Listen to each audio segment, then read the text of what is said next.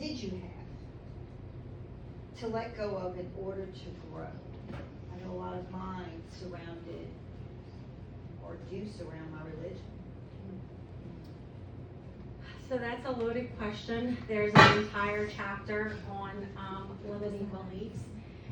For me, you know, it was everything from the religion that I grew up in was very, very strict.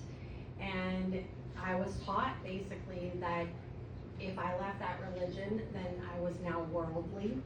And that basically meant that I'm damned to hell or whatever it is that you believe. But I think the biggest thing when I did choose to leave that religion, everyone that I was friends with my entire childhood life. So, you know, I thank God Dawn wasn't part of that religion, and we've been friends since 13. She's the only friend from my childhood that I still have. But everybody that I grew up with literally turned their back on me, and they were no longer allowed to speak to me because I decided to date outside of that religion. And I had to really do a lot of work, and it's still hard. You know, one of the hardcore belief was that everyone will lie, cheat, steal, and betray you. And it doesn't matter if it's a man or a woman, you can never trust anyone. And so going through NLP, which is the neuro-linguistic programming, one of the questions was, you know, is that true? And I could sit here and tell you all the bad stuff, like everybody that had ever betrayed me, everybody that had ever stolen money from me or anything.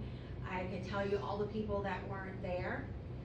And then I had to take a step back and say, okay, this is not 100% true. There are people that's in this room, you know, they have been with me. Like, now I'm gonna get emotional, you know. And so I chose to say, you know what, that belief is not true and it's false. I've got to look at the people that stand and they're here for me no matter what, the good, the bad, the ugly. And that's how, that was literally a reframing and busting through. I know that not all men are bad now, but I had to dive deep and go into that and realize, like, it came from my mom, it came from my dad, it came from my grandpa, my grandmother. Like, I remember sitting on the porch with my grandmother, and my grandmother literally telling me, always, always be able to stand on your own 2 feet. Don't ever depend on anyone, because men will lie to you.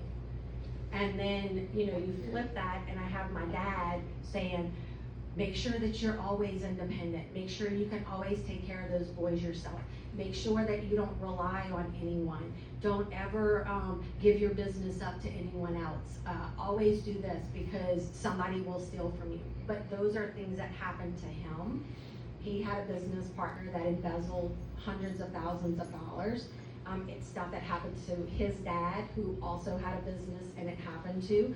And so for me, it's like, well, you know what? That's not true. Carrie's been with me for 25 years, and that. So I choose to look at each one of those beliefs, and then I look at the people that